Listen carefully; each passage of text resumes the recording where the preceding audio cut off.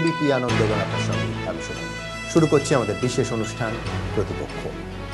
গণতন্ত্র বিপন্ন অনেকে বলছেন, কিন্তু আমরা এতটা বলতে রাজি নই। কিন্তু গণতান্ত্রিক পরিসরটা যদি ক্রমশ ছোট এবং দম বন্ধ করা হয়ে আসতে থাকে, হ্যাঁ, আমাদের উদ্বেগ হয় যখন মঞ্চ বিপর্যয় ঘটে। মঞ্চ ভেঙে পড়া নয়, মঞ্চ বিপর্যয় মানে সরকারের মঞ্চ থেকে দলের কথা, আর দলের মঞ্চ থেকে সরকারের কথা। কখনো চেক বিলি, কখনো ওসি বদল। আমরা উদ্বিগ্ন হই, সব থেকে বেশি উদ্বিগ্ন হই যখন বিরোধী দলগুলোর ওপর দাঙ্গা লাগানোর অভিযোগ ওঠে। সত্যি ভাবুন তো, যে কোনো রাজ্যের মুখ্যমন্ত্রী যদি এমন কথা বলেন, কতটা উদ্বেগের সেটা। বিরোধীরা পরিকল্পনা করে রাজ্যে দাঙ্গা বাঁধাতে চাইছে। অত্যন্ত গুরুত্বপূর্ণ অভিযোগ এবং একবার নয়, বারবার আসছে মুখ্যমন্ত্রী বা সরকারি পক্ষ থেকে। এই অভিযোগের সারবত্তা নিয়ে অবশ্যই আমরা আলোচনা করব। দিল্লির ধর্ষণ কাণ্ড নিয়ে গোটা দেশ উত্তাল, কিন্তু গণতন্ত্রের ধর্ষণ নিয়ে যথেষ্ট সচেতন তো আমরা। বিশেষ বেছে বেছে সংবাদ মাধ্যমকে যদি জেলে ভরার হুমকি দেওয়া হয়, এই সমস্তই আসবে আমাদের আলোচনার প্রেক্ষিতে। এই মুহূর্তে আলোচনার জন্য আমার সঙ্গে যারা উপস্থিত রয়েছেন, আমার একদিকে রয়েছেন কংগ্রেস নেতা অরুণাভ ঘোষ, বিজেপি নেতা শ্রমিক ভট্টাচার্য, রয়েছেন এসইউসিআই বিধায়ক তরুণ নস্কর। আমার অন্যদিকে রয়েছেন তন্ময় ভট্টাচার্য, সিপিএম নেতা, আছেন স্বপন বন্দ্যোপাধ্যায়, সিপিআই নেতা, আছেন সুমন বন্দ্যোপাধ্যায়, তৃণমূলপন্থী অধ্যাপক। আমি তন্ময়দা যেখান থেকে শুরু করেছিলাম, অত্যন্ত গুরুত্বপূর্ণ অভিযোগ সম্প্রতি মুখ্যমন্ত্রী করেছেন, এর আগেও করেছেন, যে বিরোধীরা দাঙ্গা বাঁধানোর চেষ্টা করছেন। এই রকম একটা গুরুত্বপূর্ণ অভিযোগ নিয়ে আপনার এবং আপনার দলের এবং অবশ্যই অন্য বিরোধী দলের বক্তব্য আমরা শুনবো। কিন্তু তার আগে একবার দেখে নেব মাননীয় মুখ্যমন্ত্রী নেতাজি ইন্ডোরের একটি অনুষ্ঠান থেকে, সরকারি মঞ্চ থেকে ঠিক কি বলেছেন। নতুন বছর আসছে 2013, কেউ বলে বেড়াচ্ছে তো অনেক পাবে, এত তাড়াতাড়ি আবার দখল করবে, গ্রাম দখল করে লোক মারবে। তাদের বলি, বাংলায় অশান্তি করতে দেব না। আবার দাঙ্গা করারও চেষ্টা করছে, কোথাও কি হিন্দু মুসলমান, কেউ দাঙ্গায় পা দেবেন না। প্লিজ, উত্তেজনা থাকলে আপনারা উত্তেজনাটাকে নিভিয়ে দিন। রাজনৈতিক দলগুলো যখন দাঙ্গার দিকে যায়, তখন মনে রাখতে হয় ওদের ভবিষ্যৎটা গোল্লায় গেছে, চুল হয়ে গেছে। তাহলে মানুষ হানাহানি কেউ করতে চায় না। চক্রান্ত চলছে, চক্রান্ত চলবে, বাট আপনারা মনে রাখবেন, যে কোনো চক্রান্তকে আমরা রুখবো। চক্রান্ত, উত্তেজনা, অশান্তি বাঁধানোর চেষ্টা, দাঙ্গা, একের পর এক অভিযোগ আমরা দ্রুত দেখে নেব এর প্রতিক্রিয়া, এবং তারপর বিগত দিনে মাননীয় মুখ্যমন্ত্রী হওয়ার আগেই বা ঠিক কী অভিযোগ এনেছিলেন দেখব সেগুলো। কিন্তু তার আগে এই যে বক্তব্য সম্প্রতি নেতাজি ইন্ডোরের অনুষ্ঠান থেকে আমরা পেলাম, তার প্রতিক্রিয়া। দাঙ্গা নিয়ে বলছেন উনি, এখন দাঙ্গা বাঁধাতে না বলছেন মানুষকে। ওর মুখে এসব ভূতের মুখে রাম নামের মতো শোনাচ্ছে। আমার মনে করিয়ে দিতে হচ্ছে আমাকে যে যখন নরসিংহরাও সরকারে উনি মন্ত্রী ছিলেন, তখন বাবরি মসজিদ ভেঙেছিল, তারপরে উনি বিজেপির সঙ্গে গেছিলেন। আমি তীব্রভাবে এর প্রতিবাদ করছি। কংগ্রেস চিরকালই সাম্প্রদায়িকতার বিরুদ্ধে এবং কঠোরভাবে সাম্প্রদায়িকতাকে নিয়ন্ত্রণ করা উচিত বলে কংগ্রেস মনে করে। গুজরাটের দাঙ্গার পর যখন গুজরাটে নির্বাচন হয়, তখন ওখানকার মুখ্যমন্ত্রীকে ইনি ফুলের তোড়া পাঠিয়েছিলেন। ওর মুখে এসব কথা শোভা পায় না। এরপরে আসুন দেখে নিই যে সাম্প্রতিক অতীতে মমতা বন্দ্যোপাধ্যায় ঠিক কি বলেছিলেন এই বিষয় নিয়ে। প্রথমে দেখব রাজাবাজার 17/5/2010 কি বলেছিলেন। मेरे को पास इंफॉर्मेशन आया, मैंने आज नहीं 4-5 दिन पहले से बोल रहा हूँ कि आप बेनियापुकुर, राजाबाजार, तपसिया, गडेली जैसा एरिया है, इसमें दंगा बनाना है। क्या दंगा बनाओगे? तुम दंगा करोगे, तुम फंसोगे। हम दंगा नहीं करने देगा। हम जिंदगी कुर्बानी देने के लिए तैयार है, लेकिन हम दंगा नहीं करने देगा। পুজোকে কেন্দ্র করে শুধু নয়, দুটো গোষ্ঠীর ব্যাপার। কেউ এটা নিয়ে নানা রকম রং লাগানোর চেষ্টা করছেন। যারা রং লাগাচ্ছেন তাদের বলবো, ফাগুনের রং আলাদা আর রক্তের রং কিন্তু আলাদা, দাঙ্গার রং আলাদা। প্লিজ আগুন নিয়ে খেলবেন না। যারা এইসব নিয়ে টিভিতে ছবি দেখায় বলে রাজনীতি করার চেষ্টা করছেন, তাদের বলি, দাঙ্গার রং নিয়ে রাজনীতি করার চেষ্টা করবেন না। একটা কথা দিতে হবে, দাঙ্গা করবেন না। কেউ হিন্দু মুসলমান না, আমরা সবাই মানুষ, ঠিক তো? একটা কথা ওয়াদা, আপনারা বলুন তো, ঠিক তো? ওয়াদা যারা সামনে পিছিয়ে আছেন, ওয়াদা যারা সাথে আছেন, ওয়াদা এই অঞ্চলে যদি সবাই বলে শুধু হিন্দু মুসলমান হবে না। তুই পেছনে যারা আছেন আমার সাথে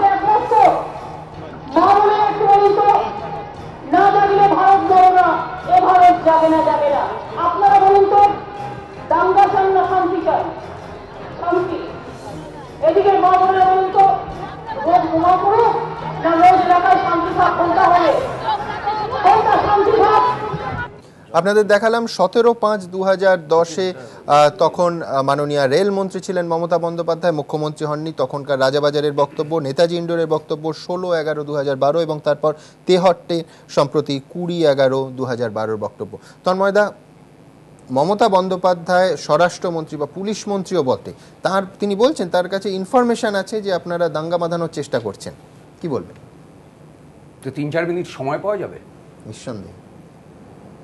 এবছর তো সুনীল গাঙ্গুলি মারা গেলেন।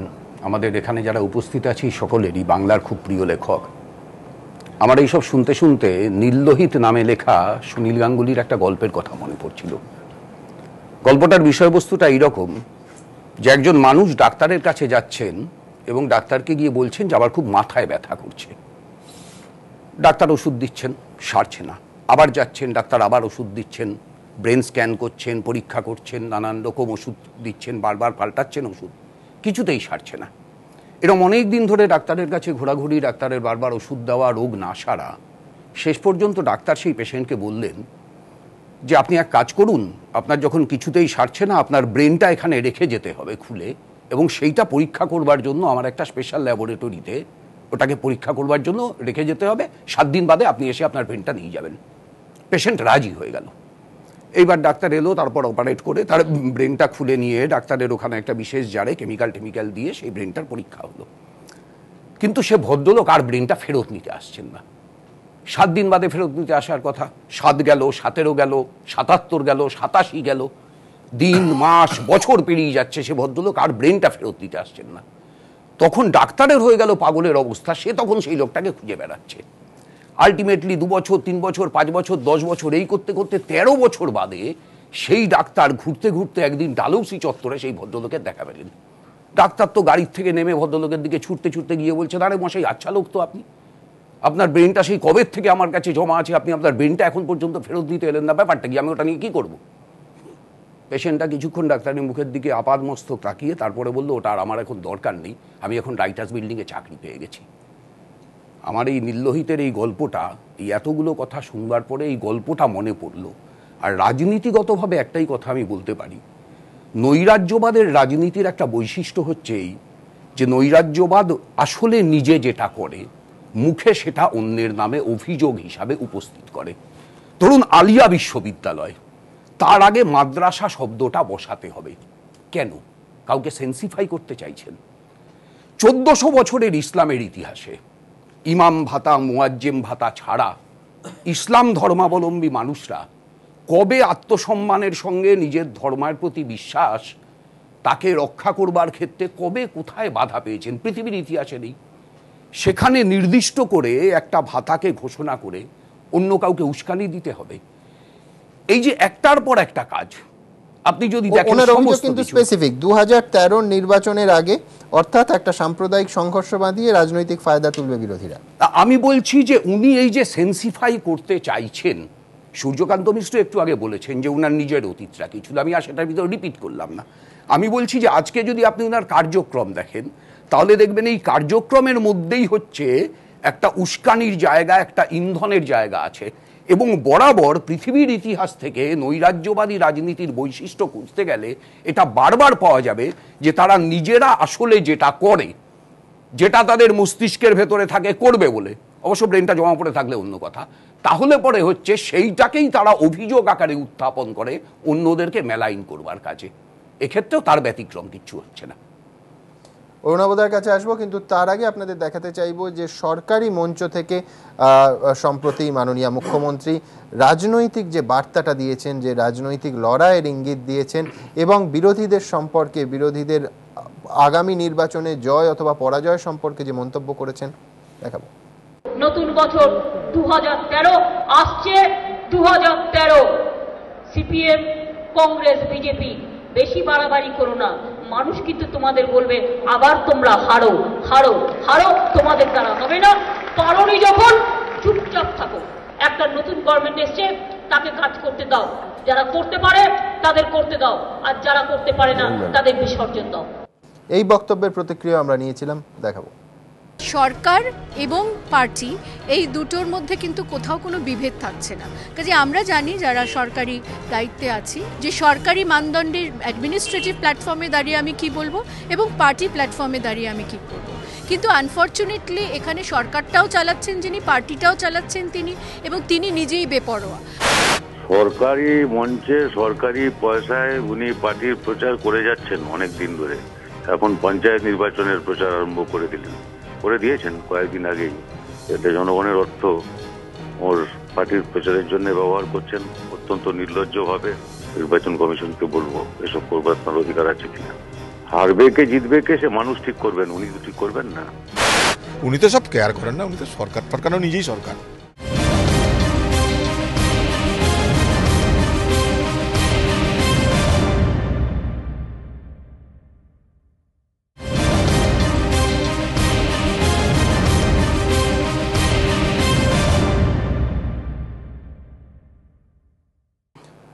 দলের মঞ্চ থেকে সরকারের কথা, কখনো ওসি বদল, কখনো চেক বিলি, আবার সরকারের মঞ্চ থেকে দলের কথা। মঞ্চ বিপর্যয়, ছোটবেলায় ব্যাকরণে আমরা পড়তাম বর্ণ বিপর্যয়, রিক্সা কখনো রিস্কা, এই ধরনের। কিন্তু মঞ্চ বিপর্যয় মানে মঞ্চ ভেঙে পড়া নয়। দুটো মঞ্চ, রাজনৈতিক দুটো পরিসর কি ক্রমশ এক হয়ে যাচ্ছে, গুলিয়ে যাচ্ছে। আমরা দেখব এই যে দলের মঞ্চ থেকে সরকারের কথা আর সরকারের মঞ্চ থেকে দলের কথা, তার দুটো উদাহরণ। থানার ওসিকে আমি চেঞ্জ করতে বলে দিয়েছি অলরেডি, ঠিক করেনি, না জানিয়ে থানার ওসি এখানে চেঞ্জ হয়েছে কি হয়নি, অলরেডি চেঞ্জ হয়েছে। আমার এসপি বলছে আমি কোনটা বিশ্বাস করব? বই ইনস্ট্রাকশন দিয়ে দিয়েছিলাম 6 জনের জন্য চেক রেডি আছে, কই আছে এখানে? ইফ আই আস্ক ইউ, আমি জাস্ট আপনাদের দেখাচ্ছি, পলিটিক্যাল মিটিং বলে ও যেহেতু আসতে পারছে না, কিন্তু আমি এটা রেখে দিয়েছিলাম ওর কাছে। এই দেখুন 6টা চেক আমি নিয়ে এসেছি, 25,000 টাকা করে। যারা আহত হয়েছিল আমি আমার এসপির কাছে রেখে গেলাম, এবং এসপির কাছ থেকে যোগাযোগ করে যারা আহত হয়েছিলেন, 3 জন হাসপাতালে ছিলেন, তাদের পরিবারকে আমাকে সাহায্য করলাম। যিনি মারা গিয়েছেন অশোক সেন, তার স্ত্রীর হাতে আমরা পশ্চিমবঙ্গ সরকারের পক্ষ থেকে আমি 2 লক্ষ টাকার চেক দিয়ে গেলাম, এবং তার ছেলে, তার বড় ছেলে অর্থাৎ অমিতের হোমগার্ডের চাকরি অ্যাপয়েন্টমেন্ট লেটার আমি দিয়ে গেলাম। ওনাবোধ সরাসরি সরকারি মঞ্চ থেকে আপনাদের হারানোর ডাক, হারো হারো হারো। মানে কি বলবো, এ তো মানে মমতা বলে থাকে ঠিক আছে। এখন আমি কদিন 2-3 দিন ছিলাম না, কাল ফিরছি। মানে এই আশেপাশের লোকগুলো দেখো, এই তো কনসাস করবে যে ভাই আপনি এটা করবেন না, সেরকম লোক নেই। এই হঠাৎ দেখলাম সান্তা ক্লজ করে কে ঢুকে বললো রাইটার্স বিল্ডিংয়ে, সান্তা ক্লজ। পরে ভাবলাম যে আমি হয়েছি যে ক্যাজুয়ালি দেখছি সান্তা ক্লজ, পরে দেখলাম আমাদের খুব বিখ্যাত আর্টিস্ট একজন, মানে আঁকিয়ে। তো কালকে যদি ওকে বলে কেন, বলো ক্রিসমাস খ্রিস্টানদের ব্যাপার, সান্তা ক্লজ চলে এসো। সুভাদা চলে গেলেন দাড়ি পরে, দাড়ি অরিজিনাল। বাচ্চাগুলো বলছে দূরে থাকো, কেন দূরে থাকার কারণ আছে, বাই চান্স দাড়ি ফাড়ি ধরে ঝুলে পড়ে বাচ্চারা করে ফলস দাড়ি দেখার জন্য, এদের যে অরিজিনাল দাড়ি বোঝেনি।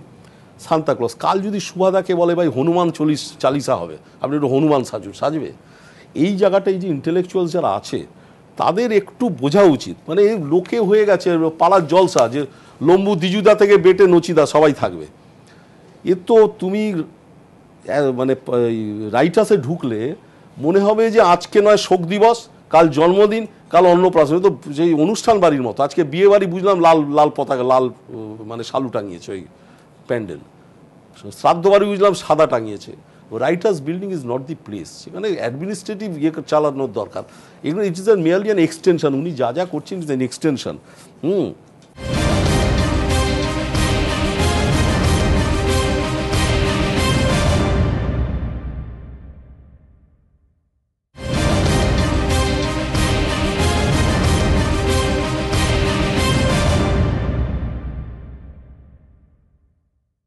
তুমি ভাবো একটা সরকারি অনুষ্ঠানে বরকতি দাঁড়িয়ে, লাল দাড়ি, লাল তো দাড়ি হয় না, লরিয়েল লাগানো, লরিয়েল লাগিয়ে লাল দাড়ি। তো তুমি বলবেটা কি? এখন মুসলিমদের সে বলছে যে সুদ কি, কেন্দ্রীয় সরকার সুদখোর, সুদের কারবারি। আচ্ছা টাকাটা কে দিচ্ছে? এই যে যে যে ব্যাকওয়ার্ড কমিউনিটি বা মুসলিম কমিউনিটির যে টাকাটা যেটা স্যাংশন হচ্ছে সেন্ট্রাল গভর্নমেন্টের টাকা, আমি কংগ্রেস বলছি না, এটা বিজেপিও হতে পারে, কিন্তু গভর্নমেন্টের টাকা সুদের কারবারই সেন্ট্রাল কি নিজের পকেটে ভরছে? অটল বিহারী বাজপেয়ী কি টাকাটা নিয়ে পকেটে ভরতেন না মনমোহন সিং ভরবে? এটা সেন্ট্রালের টাকা, সুদের কারবার। আচ্ছা, এবার আপনি টাকাটা দিলেন, তার টাকাটা তো সে নিয়ে চলে গেল, এবার যখন ফেরত দেবে সেই টাকাই সেদিন মূল্য। এই যে সুদটা কেন করি? সুদটা করি এই কারণে যে আজকের যেটা 2 টাকা আছে কাল সেটা 1.5 টাকায় নামবে, সুতরাং এইটা ভরাট করার জন্য সুদ আগামী দিনে। এ কাকে বলবে বলো? এখন বলে যাচ্ছেন হাততালি পাওয়ার জন্য। এবং আমি যেটা মনে করি যে বেসিক্যালি এটা একটা মানে প্রবলেম উইথ হার। ওনার সবচেয়ে বড় প্রবলেম হলো আশেপাশের লোক কেউ বলছেন না, সবাই হনুমান চালিসা করার জন্য হনুমান শাস্তে রাজি, যদি কিছু মানে একটু প্রমোশন পাওয়া যায়। বলা দরকার। এবং মানে কয়েকটা ব্যাপার দেখলাম যে এই তুমি ভাবো মুখ্যমন্ত্রী বা প্রধানমন্ত্রী যদি বলে ভারতবর্ষে এই জন্য, যেমন কংগ্রেসের সঙ্গে যদি মানতে পারো না মানতে পারো, ওরা বলছে টাকাটা সোজা বিপিএল লিস্টে যারা আছে তাদের বাড়িতে পাঠিয়ে দেবো, তারপর যারা যা করুক, ইউ ক্যান ক্রিটিসাইজ ইট। সেটা নিয়ে মনমোহন সিং গর্ববোধ করতে পারে, বলছে আমি এই করেছি, আমরা এই করেছি কংগ্রেস দল। আমি ভাই মানে শাহরুখ আর অমিতাভকে এক জায়গায় এনেছি, this is the achievement of the government. Shahrukh মানে চারিদিক বলতে পারে মুখ্যমন্ত্রীর মাথায় চুমু খেয়েছি, this is the achievement of the government, this should not be the purpose of the government should be serious. আজকেও দেখলাম এই বছরের শেষে ওরা তো 1 লক্ষ না 2 লক্ষ কোটি টাকা ঋণ রেখে গেছে তন্ময়েরা, এটা 3 লক্ষ কোটি টাকা হয়ে যাবে। আজকে আনন্দবাজার পত্রিকায় দেখলাম যে টোটাল হিসাবটা দিয়েছে। এবং উনি যা করছেন, যেভাবে টাকা বিলোচ্ছেন, কার টাকা কাকে বিলোচ্ছেন, কার টাকা, এদিকে টাকা নেই ওদিকে বিলোচ্ছেন। সেই মানে সেই রাঁচির পাগলাগারদের গল্পটা আমি সবসময় বলি, একজন লোক এসেছে দেখা করতে, তো 2জন পাগল ছুটে গেছে, একজন উলঙ্গ একজন ধুতিওয়ালা পাগলটা বলছে দেখছিস না বাইরের লোক এসেছে, প্রেস্টিজ যাচ্ছে না, আমার ধুতিটা খুলে দিয়ে দিল। তো দিস ইজ দি থিং, আমার পয়সা নেই পকেটে, আমি কাকে কোথা থেকে দিচ্ছি? আমি একইভাবে অভিযোগ করছি যে কেন্দ্র দিচ্ছে না তো সিপিএমও বলতো। এবং সবচেয়ে খারাপ জিনিস যেটা করছে যে সিপিএম উনি যে অভিযোগ করে এসেছেন সিপিএমের বিরুদ্ধে, যে সিপিএম দলতন্ত্র করেছে, অ্যাডমিনিস্ট্রেটিভ মেশিনারিটাকে দলীয় কাজে নিয়োগ করেছেন। এবং অনেক ক্ষেত্রেই সত্য সেটা, যারা আমরা থানায় গেলে বুঝতাম যে কোনো মানে অভিযোগ নিতেন না যদি সে কমিউনিস্ট পার্টির লোক হয়, নিতেন না, একদম সিম্পল, আমি ওর সামনেই বলছি। কিন্তু এখন যেটা হয়েছে উনি তো সেটা একদম সেটাকে পপুলারাইজ করে এটা লেজিটিমাইজ করে দিচ্ছেন। সিপিএম যেটা লুকিয়ে করতে এটা লিগালাইজ করে দিচ্ছেন ওপেনলি, যে আমি স্টেজ থেকে গভর্নমেন্ট, উনি বলছেন দেখুন এসপি উঠতে পারবেন না স্টেজে কিন্তু এসেছেন, এসপি যখন টাকাটা দিচ্ছে সেটা কিন্তু স্টেজ থেকেই দিচ্ছেন, নিচে গেলেও সেটা সরকারি মানে অনুষ্ঠান হতে পারে না, কারণ সেটা পার্টির অনুষ্ঠানে দিচ্ছেন, এসপিকে দিচ্ছেন, এসপি মাথা নিচু করে বসে আছে, এসপি কিছু করার নেই, চাকরি বাকরির ব্যাপার। তুমি আমায় বলো আজকে আমাদের পুলিশ কমিশনার কোন লেভেলে পৌঁছেছে, খালি পায়ে একটা সেকুলার পুলিশ, যেটা আমার মনে করি ধর্মনিরপেক্ষ পুলিশ, সে গেছে মুখ্যমন্ত্রীর বাড়িতে খালি পায়ে প্রসাদ বিতরণ দেখছে, খালি পায়ে ঢুকে পড়লো। তুমি আরেকজন পুলিশ অফিসার বলছি, তাকে আমি নাম বলছি না, বলতেও পারি, অসুবিধা নেই, তুমি বলো, তাকে আশা দেওয়া হয়েছিল পুলিশ কমিশনার করলো না, করতে পারলো না, কেন পচনন্দা বাই দ্যাট টাইম মুখ্যমন্ত্রীর লোক হয়ে গেছে। ও গিয়ে বললো ঠিক আছে তোমায় সিআইডি হেড করে দিচ্ছি, মানে সেকেন্ড ম্যান সিআইডির। বলছে ওপরে তো আমার একজন লোক আছে থাম্বিনাকে, বললো সে তো রিটায়ার করে যাচ্ছে, বললো ওই জায়গায় কেউ নিয়োজিত হবে না, তুমি দেখবে আজ অব্দি নিয়োজিত হয়নি। এই যে পলিটিক্যালাইজেশন অফ দি অ্যাডমিনিস্ট্রেশন, এটা কমিউনিস্টরা করে। আর মমতা ব্যানার্জি বোঝা দরকার, এই দান দিয়ে কিন্তু ওকে লোকে ভোট দেয়নি, ভোট দিয়েছে ফর মানে যে গ্রিভান্সেসগুলো বলছিলেন, মানুষের কথা বলছিলেন, এবং মানুষ সেই জন্য সিপিএমের বিরুদ্ধে ওকে ভোটটা দিয়েছে, কংগ্রেসকে দেয়নি, কংগ্রেস সঙ্গে ছিল, ঠিক আছে, কংগ্রেস হয়তো হেল্পিং হ্যান্ড হয়েছে, কিন্তু বেসিক্যালি মমতা ব্যানার্জিকে দিয়েছে।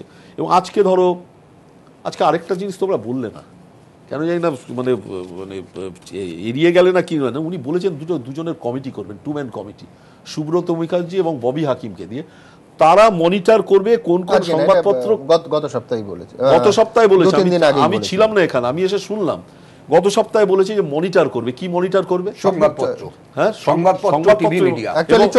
এবং উনি বলছেন যে আমি খুব মানে আমি ভিন্ডিকটিভ নই, কিন্তু আমি লক্ষ্য রাখছি, আমায় অসহায় ভাববেন না। তার মানে কি this is the threat.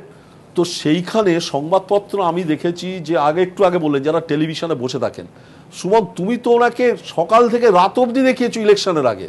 Anandabazar পত্রিকা আমার মনে আছে, রঞ্জন বন্দ্যোপাধ্যায় ফার্স্ট পেজে ওনার চটি দিয়ে বলেছেন 2.5 টাকা না 7.5 টাকা পকেটে আছেন। এটা কি পাবলিসিটি একদম করেনি? আরেকটি খবরের কাগজ তিনি মারা গেছেন বরুণবাবুর জন্য ওর মানে কি না করেছেন, প্রথম হিটটা করছেন আনন্দবাজার পত্রিকাকে। হ্যাঁ, আমি ওই সেন্সে বলছি না, আমি আনন্দবাজার পক্ষে বলছি না, কিন্তু যখনই বলছে টেলিভিশনের গালাগাল করছে, কারণ ওনার গায়ে লাগছে এই কারণে টেলিভিশন কিন্তু ঘরে ঘরে পৌঁছে গেছে। আমি বীরভূম থেকে প্রত্যেক জায়গায় আমি গাড়িতে যাচ্ছি, যেখানেই থামছি, লোকে তো আমার চেনার কথা না, লোকে এসে বলছে কথাটা বলে যান। এই ওরা এখন এবিপি আনন্দ এখনো রপ্ত করতে পারেনি, স্টারে বলে যান, স্টারে বলে যান। কেন বাবা?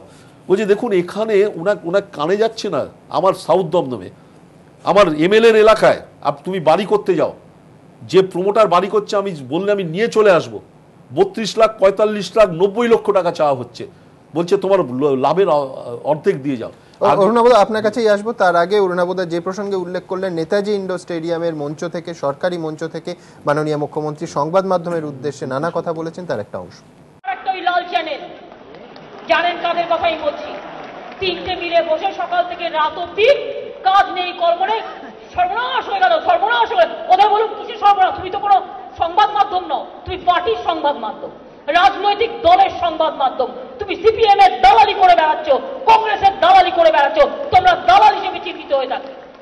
মানুষের কথা বলো না, তোমাদের মুখে মানায় না, মানায় না। আমরা জানি কার কোথায় কতটা শেয়ার আছে, কার কি আছে। এখনো তো কিছু করিনি, যদি করতাম সব কটা জেলে থাকতো। কিচ্ছু করিনি, ভদ্রতা করেছি, সৌজন্যতা দেখিয়েছি। সৌজন্যতা মানে দুর্বলতা নয়। এর পাশাপাশি আরেকটা বিষয়ের উল্লেখ করতে চাইব, তেহট্টে গুলি চালানোর ঘটনায় এ রাজ্যের প্রথম কোনো জুডিশিয়াল এনকোয়ারির পার্ট হিসেবে রোল অফ মিডিয়াকে রাখা হলো। কেন না, সংবাদ মাধ্যম কি করে ছবিটা পেল? আপনাদের স্মরণে থাকবে যে সংবাদ মাধ্যম ছবিটা পেল বলেই একটা সময় প্রচার হচ্ছিল যে পুলিশ গুলি চালায়নি। যে মুহূর্তে এবিপি আনন্দ সেই ছবি দেখাতে শুরু করলো, সেই প্রচারের যে মিথ্যে দেয়াল তা ভেঙে চুরমার হয়ে গেল। আপনাদের দেখাবো সেদিন মহাকরণে দাঁড়িয়ে মাননীয় স্বরাষ্ট্র সচিব তিনি ঠিক কী বলেছিলেন, এবং মিডিয়ার যা ভূমিকা, ছবি কি করে মিডিয়া পেল, মিডিয়া কেন দেখালো, তাই নিয়ে তদন্ত করা হবে এবং তদন্তের এখতিয়ারে সুকৌশলে সংবাদ মাধ্যমকে নিয়ে আসা হলো। আমরা কি বুঝবো যে সেদিন সংবাদ মাধ্যম গুলি চালানোর ছবি দেখিয়ে অপরাধ করেছে? দেখুন সেদিন স্বরাষ্ট্র সচিব ঠিক কী বলেছে। আমরা কিছু ফুটেজও দেখেছি, সেই ফুটেজ কিভাবে প্রকিউরড হয়েছে, কোন অ্যাঙ্গেল থেকে ছবি তোলা হয়েছে ইত্যাদি, এগুলো সবই নিশ্চয়ই ম্যাজিস্ট্রেট লেভেলে যখন এনকোয়ারি হবে সেটা দেখা হবে। আপনি বলেছেন খতিয়ে দেখা হবে কোন অ্যাঙ্গেল থেকে ছবি তোলা হয়েছে, হোয়াট ডাজ ইট মিন? এটা মানেটা কি? Exactly what I said. না মানে কোন অ্যাঙ্গেল থেকে, মানে ফটোগ্রাফার কোন জায়গায় ছিল? হ্যাঁ, এক্স্যাক্টলি, অ্যাবসলিউটলি। অর্থাৎ ভাবুন, গুলি চালানোর ঘটনার থেকেও বোধহয় গুরুত্বপূর্ণ করে দেখানো হচ্ছে কোন অ্যাঙ্গেল থেকে এবং কি করে সংবাদ মাধ্যমের হাতে সেই ছবি এলো, কে তুললেন। গুলি চালানোর ঘটনাটা বোধহয় গৌণ। অরুণাবোধা, একটা খালি বাক্য, মাননীয় মুখ্যমন্ত্রীর শেষ কথাটা আমাদের সকলের একযোগে সমর্থন করা উচিত। উনি বলেছেন উনি জানেন যে কোথায় কার কত শেয়ার আছে, কোন চিটফান্ডের টাকায় কোন কোন নতুন খবরের কাগজ আত্মপ্রকাশ করছে, কোন কোন চ্যানেল আত্মপ্রকাশ করছে। এটা যদি মাননীয় মুখ্যমন্ত্রীর জানা থাকে, রাজ্যবাসীকে মাননীয় মুখ্যমন্ত্রী এটা জানান, আমরা উপকৃত হব। কোনো বিরোধিতা মাননীয় মুখ্যমন্ত্রীর সাথে এই প্রশ্নে করছি না।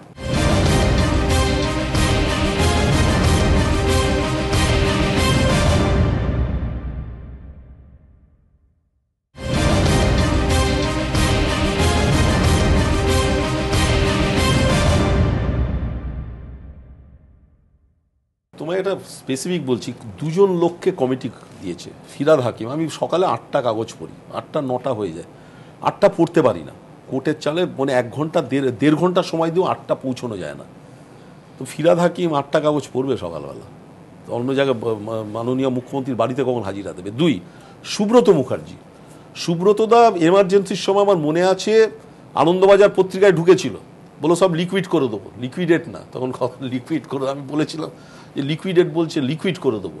আমার মনে আছে তখন উনি স্বরাষ্ট্র দপ্তরের রাষ্ট্রমন্ত্রী। আনন্দবাজারের সেই এডিটোরিয়াল একদিন ফাঁকা সাদা বেরিয়েছিল প্রতিবাদে, হ্যাঁ 75-এ। তো এদের আবার বলছে যে কোন লেভেলে যাচ্ছি আমরা। আমার মানে না না, আমি দেখুন আপনাদের সঙ্গে আমার তফাৎ কি জানেন তো, আমার দোষটা আমি বলে দিতে পারি, আপনি বলতে পারবেন না। That is the difficult. আমি আমার দোষটা বলে দিতে পারি স্ট্রেট। ইন্দিরা গান্ধী ভুল করেছিলেন এমার্জেন্সি, এটা আমি টেলিভিশনের মাধ্যমে বলে দিচ্ছি। এটা বললে ঠিক আছে। আমি বললাম তো, তাই বললাম তো, আমি তো ছাত্র পরিষদ গোড়া থেকে বলছি 70-71 থেকে, কিন্তু এটা বলতে পারি মেরে নির্বাচন করিনি কোনোদিন, প্রেসিডেন্সি করেনি, হেরে গেছি সেও ভালো, মেরে নির্বাচন। দুই হচ্ছে, আচ্ছা সংবাদপত্র ছাড়া গণতন্ত্র চলতে পারে? এই যে এত, আমি একটা সংবাদপত্র, আমি সেদিন বলছিলাম 8খানা সংবাদপত্র পড়ছি, একটা সংবাদপত্র পক্ষে কোনো সংবাদ দিচ্ছে না, সবাই দালাল। একটা সংবাদপত্র আনন্দবাজার তো দালাল, ঠিক আছে, টেলিগ্রাফ দালাল। এবার বাদ বাকি যে 6টা পড়ি, 6টা তার মধ্যে 4টে বাংলা, 6টা বাংলা 2টো ইংরেজি, একটাও পক্ষে লিখছেন না। কেন কেন? এবং এটা হলো মেগালোম্যানিয়াকের লক্ষণ। একটা নার্সিসিজম মানে আমায় খুব সুন্দর ভাই, তুমি ভালো বলো, আমার মতো দেখতে সুন্দর নেই, এটা নার্সিস। আর মেগালোম্যানিয়াক হলো, সে হলো সে he or she wishes to be powerful. এটা আমার কথা না, রাসেলের কথা। এবং বলছে the megalomaniac differs from the narcissist by the fact that he wishes to be powerful rather than charming. যেটা আগে ছিল চার্মিং, সুমনদের সঙ্গে যখন ছিল তখন চার্মিং, এখন rather than and six to be feared, ভয় পাই হতো, রাদার দ্যান লাভড। আগে ছিল আমায় ভালোবাসো, এখন বলছে ভাই আমায় ভয় পাও, ভয় পাও, দেখে নেবো কিছু লিখলে। এবং এই রাসেল লিখছেন, বার্টন রাসেল, যে to this type belongs many lunatics and many great men of history. উনি মেন অফ হিস্ট্রি হবেন, কিন্তু আইদার লুনাটিক্স হবেন আর মেন অফ হিস্ট্রি হবে। কিন্তু এই যে মেগালোম্যানিয়াক ধারণা যে আমি দেখে নেবো ভাই কি লিখছো, সুমন ভাই যা যা বলছো সব লেখা আছে, ওই যে বাসুদেব বললেন কি করে স্টার আনো, এবিপি আনন্দ এটা পেলো, দেখে নেবো। এই দেখে নেবো ব্যাপারটা কিন্তু আমরাও বলেছিলাম 72 থেকে 77। 75-এ আমার মনে আছে যেদিন Indira Gandhi election declare, 77 election declare করছে, আমরা তখন প্রেসিডেন্সি কলেজ থেকে বলেছিলাম আমরা হারছি election. There was not a single person যে বলেছিল হারবো, সবাই বলছে জিতে যাবো। আলটিমেটলি সারা উত্তর ভারতে মাত্র 3খানা সিট পেয়েছিলাম, তাও 2টো রিগিং এর মাধ্যমে, একটা সৌগত রায় আর একটা ধীরেন বোস কাটোয়ার, মনে আছে কি মনে পড়ছে আপনার? ধীরেন বোস কাটোয়ার, 3টে সারা ভারতবর্ষে, 2টো হলো পশ্চিমবঙ্গ থেকে আর একটা কোথা থেকে জিতেছিলাম জানি না, মনে বোধহয় না, ওই সেটা ওই রায়গঞ্জে, 3টেই ওয়েস্ট বেঙ্গল থেকে সারা ভারতবর্ষে। এই ছবিটা কিন্তু মনে রাখা দরকার। জরুরি অবস্থা জারি করা কাটোয়া, একটা মালদা আর একটা কংগ্রেস পার্টি থেকে বলা হয়েছে করে দিন। শুনুন কে বলেছে জানি না, আমি জিজ্ঞাসা আমি অরুণাভ ঘোষ হিসেবে বলছি মশাই, এইটাই আমার পার্টির হলো সবচেয়ে বড় জিনিস হলো we don't believe in regimentation. ও যেটা বলতে পারে বিজেপির থেকে, হ্যাঁ আমাদের এই একটা মজা আছে, বলে দিতে পারি। আমি সোনিয়া গান্ধীকে আমরা চিঠি পাঠিয়েছি যে 80% ল্যান্ড অ্যাকুইজিশন করা গেলে ভারতবর্ষে ইন্ডাস্ট্রি আসবে না, এটা কংগ্রেস থেকে বলতে পারি, অন্য কোনো দল আছে কিনা আমি বলতে জানি না। সুতরাং এই জায়গাটা এইখানে মানে ব্যক্তিগতভাবে আপনি বলছেন যে ইমার্জেন্সি ঠিক হয়নি, এই জন্য কংগ্রেসটা করি, এই জন্য কংগ্রেসটা করি বলতে পারি বলে, নইলে করতাম না, সিম্পল অ্যাজ দ্যাট।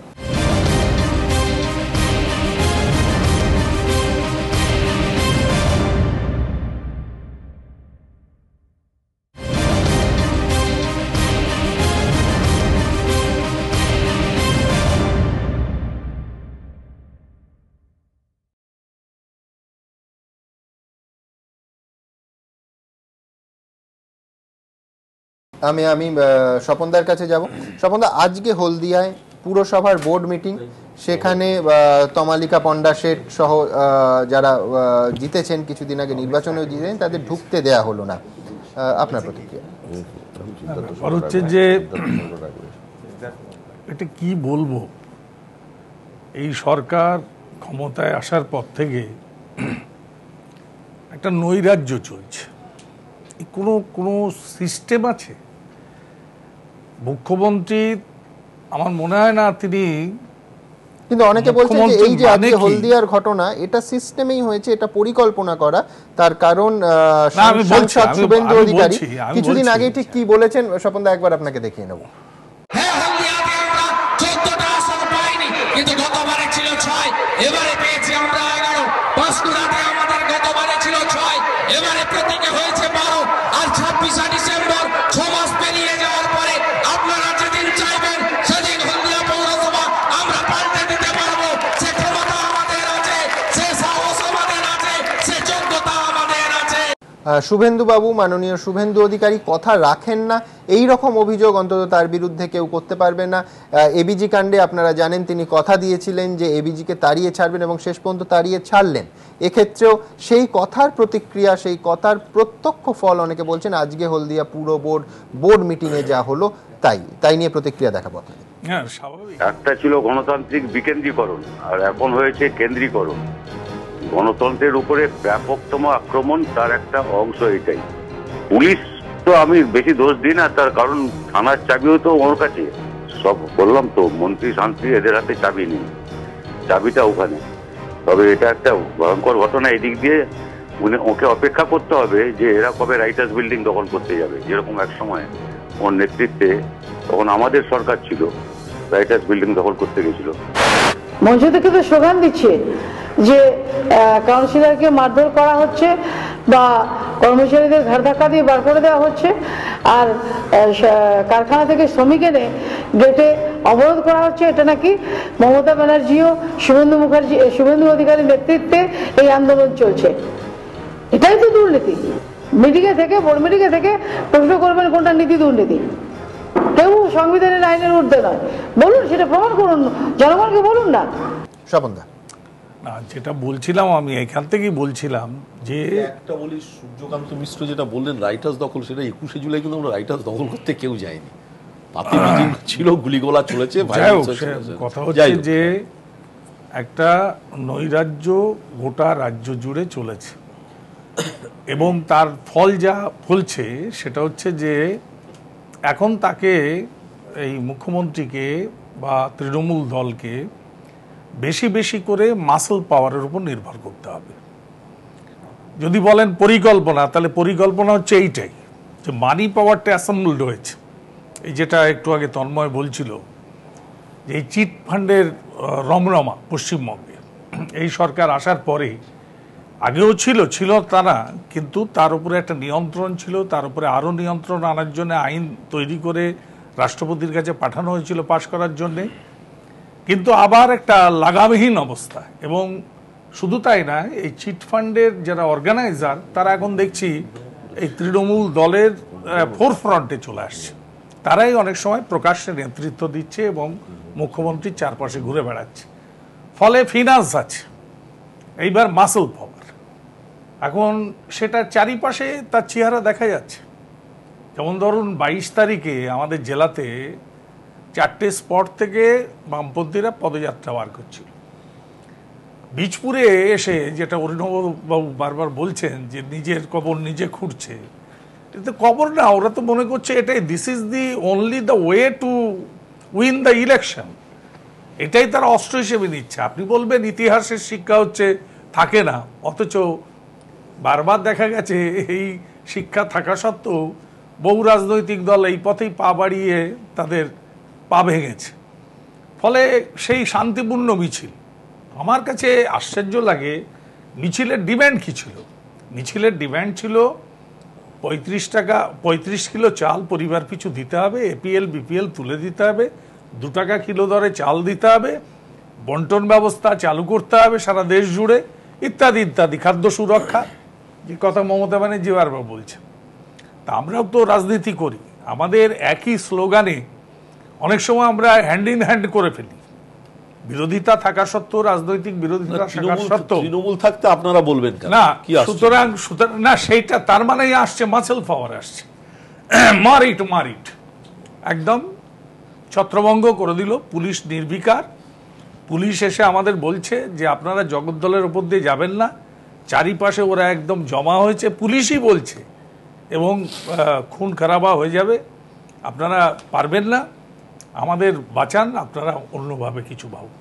পুলিশ মানে নিশ্চয় যারা দাঁড়িয়েছিল রাস্তায়, সেটা হলো তরিদ্দার লোক অনেক ছিল, এখন সব তৃণমূল হয়ে গেছে। আপনাকে একটা প্রশ্ন করতে দেবেন, এই যে মিছিল করছে এবং তার উপরে যেটা আক্রমণ করেছে নিন্দার্য, এটা নিয়ে আমার কোনো প্রশ্ন নেই, যে দলই করুক। কিন্তু নন্দীগ্রাম আন্দোলনের সময় যখন চণ্ডীপুর দিয়ে বহু নাগরিক সমাজ তখন কিন্তু এই কন্টেন্টটা কিন্তু করা হয়নি। মানে আমরা এক নম্বর হচ্ছে তার জন্য লেফট ফ্রন্ট হেরে গেছে। না না, ওটা অন্য প্রশ্ন।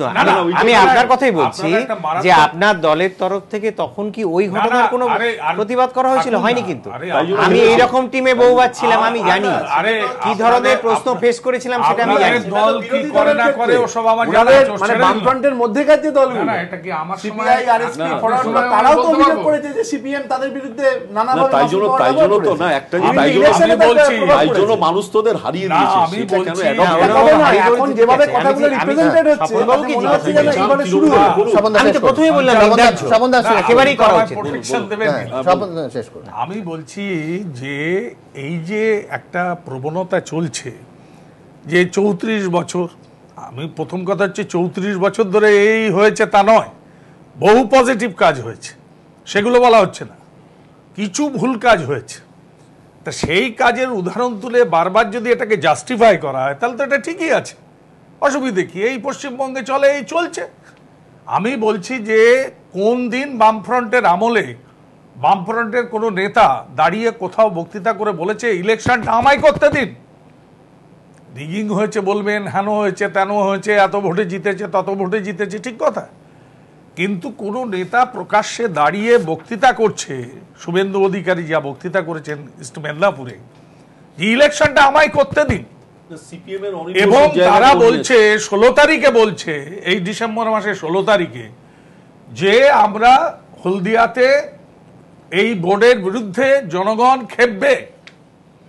তার মানে 16 তারিখে যেটা সুমন বলবার চেষ্টা করছিল, 26 তারিখে সেই জনগণ খেপেছে। জনগণ কারা? জনগণের চেহারা তো দেখা যায় না, তৃণমূল এবং তৃণমূল কংগ্রেস, এখন সম্পূর্ণ তৃণমূল কংগ্রেসের অর্গানাইজড ফোর্স, তারা এটা করছে বিভিন্ন স্কুল ইলেকশনে। সেদিনকে বোধহয় গত না স্বপনদা, এখানে আমি যোগ করতে চাইবো যে একটা অদ্ভুত শব্দবন্ধ সৃষ্টি হয়েছে, সেটা আগেও ছিল, নতুনভাবে সৃষ্টি হয়েছে, স্বতঃস্ফূর্ত জনরোষ। তার মানে কি? অধ্যাপক এবং অধ্যক্ষ যখন মার খায় তখন স্বতঃস্ফূর্ত জনরোষ মহাকরণ থেকে বলা হলো, সেই সময় মনে করুন মাঝদিয়া এবং ওই সময়কার ঘটনা, মহাকরণ থেকে যে মাস্টারমশাইরা এমন কাজ করতে হবে যাতে তারা শ্রদ্ধা অর্জন করেন। অর্থাৎ কোনো মাস্টারমশাই রাজনৈতিক কারণে মার খেলে আমি বলবো, হয়তো বলা যাবে রাজনৈতিক দাদারা বলবেন যে তারা যথেষ্ট পড়িয়ে শ্রদ্ধা অর্জন করতে পারেননি, সেই জন্য স্বতঃস্ফূর্ত ছাত্র বিক্ষোভে মার খেতে পারেন, অধ্যক্ষ মার খেতে পারেন, তাই তো? সেরকম তো 1 মিনিট, শ্রমিক নেতা শোভন দেব তো জনরোষে মার খেলো, তাই জন্য মমতা কিছু করলেন না, জনরোষে মার খেয়েছে, কি করা যাবে? জনরোষ একটা আড়াল, জনরোষ একটা কৌশল, জনরোষ বলে কিছু থাকে না। জনরোষ কিছু হয়, যেমন দিল্লিতে হচ্ছে, এটাকে জনরোষ বলে।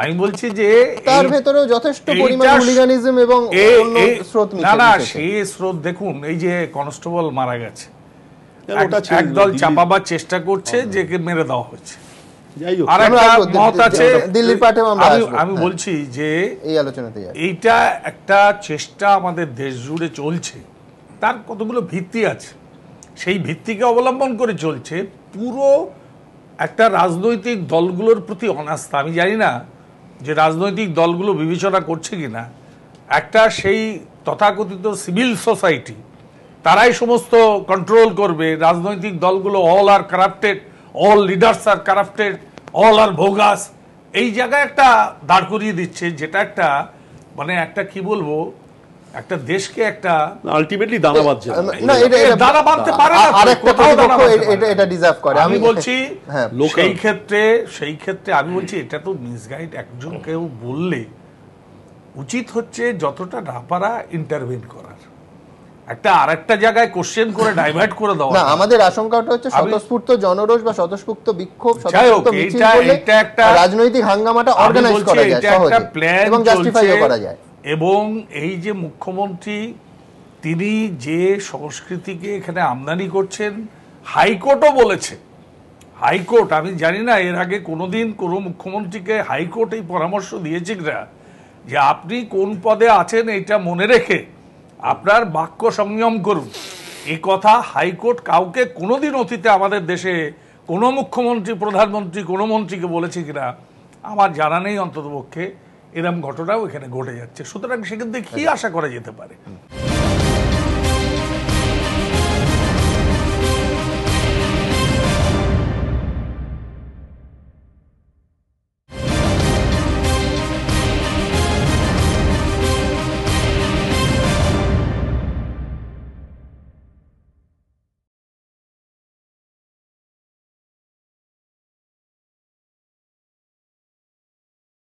আমার কথা হচ্ছে যে যারা বলেছিলেন পরিবর্তনের কথা, পরিবর্তন হয়েছে।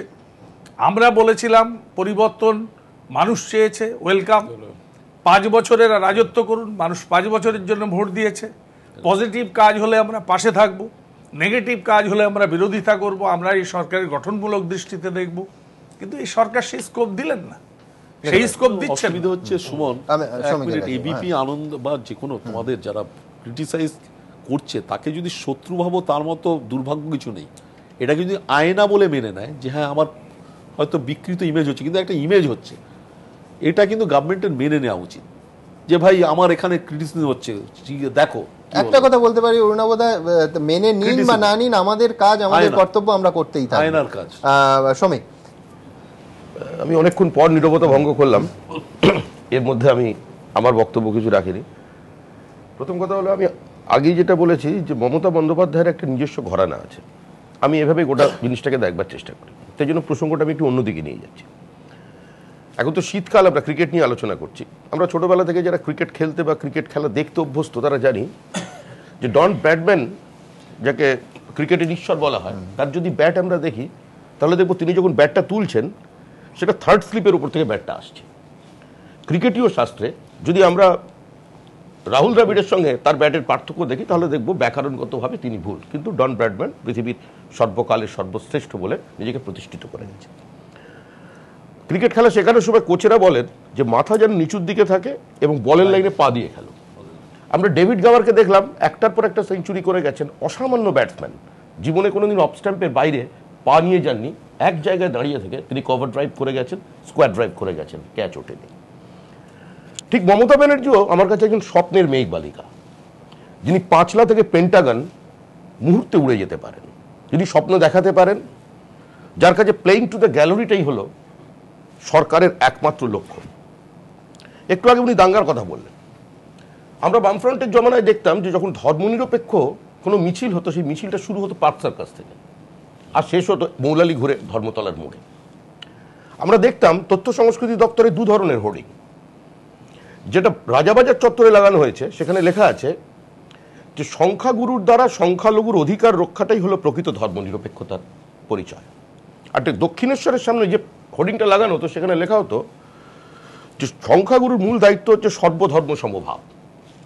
ঠিক বেছে বেছে মমতা ব্যানার্জি কোনো কোনো জায়গায় বিজেপিকে প্রাসঙ্গিক করে তুলছেন।